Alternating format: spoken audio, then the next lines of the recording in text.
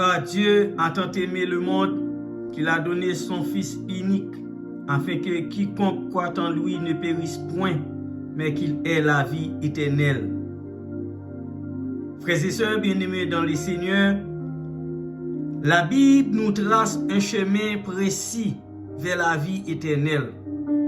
Tout d'abord, nous devons reconnaître que nous avons péché contre Dieu.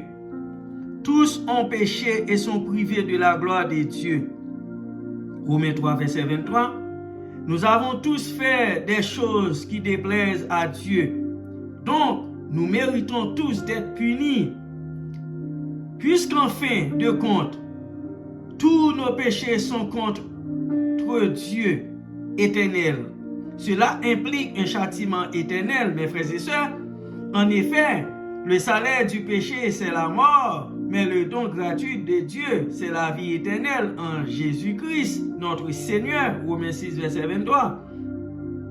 Par contre, mes frères et sœurs, Jésus-Christ, Fils éternel de Dieu, qui n'a pas commis de péché, 1 Pierre 2, verset 22, s'est fait homme, Jean 1er, verset 1er, 14, est mort pour payer notre dette. Mais voici comment Dieu prouve son amour envers nous, alors que nous étions encore des pécheurs. Christ est mort pour nous. Romains 5, verset 8.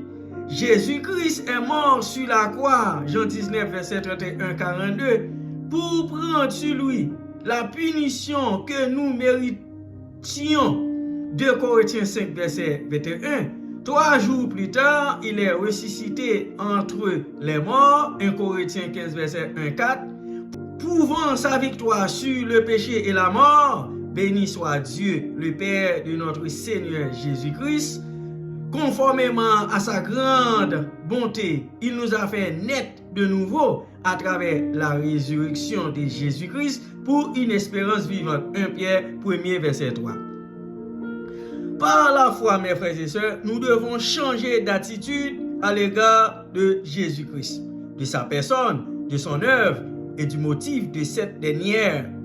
Pour être sauvés, Acte 3, verset 19, si nous mettons notre foi en lui et croyons que sa mort a payé le prix de nos péchés, nous serons pardonnés et recevrons la promesse de la vie éternelle au ciel.